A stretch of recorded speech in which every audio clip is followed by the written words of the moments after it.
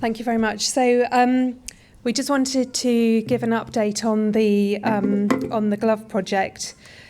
So this was a 3-year NIHR-funded project involving King's College London, engineers from Cardiff University, Guy's and St Thomas's Adult EB Service and Great Ormond Street EB Service, Longhand Data Limited, economists from the University of Surrey and Skinware Limited. So in our project, what we wanted to do was look at moving away from the patchwork of layers of dressings that people were using on the hand. We also wanted to further develop the Skinny's web gloves so we could help to maintain web spaces of the hand. And we also wanted to look at a way of collecting regular routine data about the hand. So this would include details about range of movement, but also function and skin condition. And we also started working on prototypes for a splint glove that could actually be adjusted by individuals. So it was a very busy 3 years. So that stage of the funding has come to an end. So since that stage of the project, we've had a couple of publications, the first of which has been published in the Journal of Wound Care, and that describes how the work we did to actually design the dressing glove, so with the participants in the project, and what people with EB carers, families were telling us about their experience of managing dressings on the hand. And our latest publication has just been submitted, and that's the data we collected from participants wearing the dressing glove. We've also done some conference presentations. So this included a poster presentation at the British Association of Hand Therapists. We were also at the DEBRA AGM last year in Reading, and we presented at the DEBRA International Congress in New Zealand and more recently in Zermatt. So we've had a lot of international interest in the gloves. So we've been contacted by a paediatrics service in Germany, and also some therapists in the US whose patients have just had hand surgery, and we're also hoping to do some teaching with a team in Ireland. So for the participants in the project who started using the dressing glove and the reinforced web spacer glove, that's now an ultra reinforced glove, we managed to secure funding for those people who'd gone into the gloves in the duration of the study, so we can continue to provide them with the gloves. We've also prepared a business case for Guy's and St Thomas's, the plastic surgery and the dermatology departments to secure ongoing funding for the provision of the bespoke garments. So also as part of the project, we developed an online hand assessment, and this is because we need to collect more data about what we're doing in EB with the hand. So in other areas of hand therapy, we see people, if they have surgery, we're seeing them weekly up to about 3 months after surgery. So we're collecting data frequently, but unfortunately we don't have that luxury when people live such a distance from the specialist centres.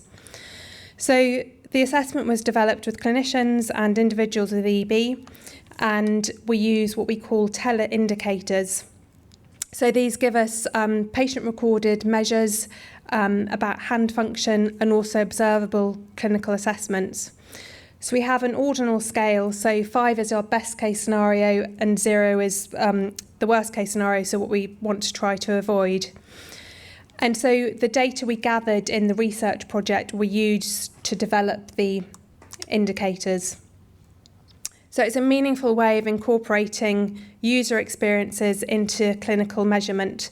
So as a hand therapist, I'm interested in what position are the joints of the fingers in. So are they straight, are they slightly bent? But actually that doesn't really give me much information about what someone can do functionally. So we worked with Longhand Data Limited, who helped us develop the system. And DEBRA is very kindly funding a 1-year service evaluation. So we're using the tool as part of routine clinical work. So we've used it as a research tool, and we now need to test its effectiveness in routine clinical care. And we're also doing a further study looking at how it's been implemented and how participants have found sort of taking their own measurements and scores.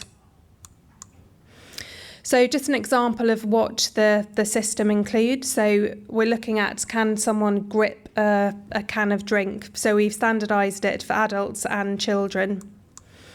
So what we want is we hope to be on 5, which is you're able to grasp a can of drink independently with your dominant hand. A 3 would be you can grasp a can of drink if you use both hands, and 0 would be that you're unable to manage that task. We also want to collect information about the web spaces and how they're maintained. So again, 0 would be at the tip of the finger, and no webbing would be a 5, so just at the base.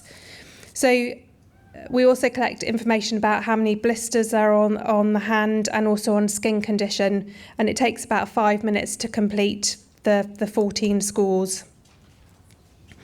So hopefully next year we'll be able to be back and present some of the data we've collected. So the other thing I mentioned is we're also looking at developing a splint glove. So our next phase of the project is going to be titled Gloved. So we're actually at stage 2 of the funding application. And we're going to include individuals with Dupuytren's disease and other paediatric hand contractures. And again, we're partnering with DEBRA. It's going to be Guy's and St Thomas's, Great Ormond Street, King's and Cardiff University. So one of the difficulties we have at the moment with thermoplastic splints is that they're rigid, they can't be adjusted, they become uncomfortable, and then people just stop wearing them. And so we're looking at having, so you can see under the finger that's moving, there's a little caterpillar contraption that fills with air. So as a clinician, you'd set up the position of the caterpillars where you'd want them to be, so you can't go beyond that. But then if you had a blister on your finger, things became uncomfortable, you could actually reduce the pressure, and then actually as things healed and you felt you could increase the pressure again, you could actually manage that at home yourself, which means that hopefully we'd get away from a splint becoming uncomfortable, someone not being able to get to a centre quickly, and hopefully it would mean that our results will improve. The engineers are also looking at using little sensors in the back of the glove, which means that actually we would know what position the joints were in as well. And again, that will allow us to remotely monitor someone's progress. And that's all going to feed into the online hand assessment. And I'd just like to say thank you to all the participants in the research project, and to DEBRA for funding the service evaluation, and to the participants who are going to be involved in that as well.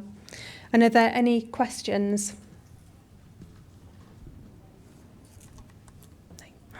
Thank you.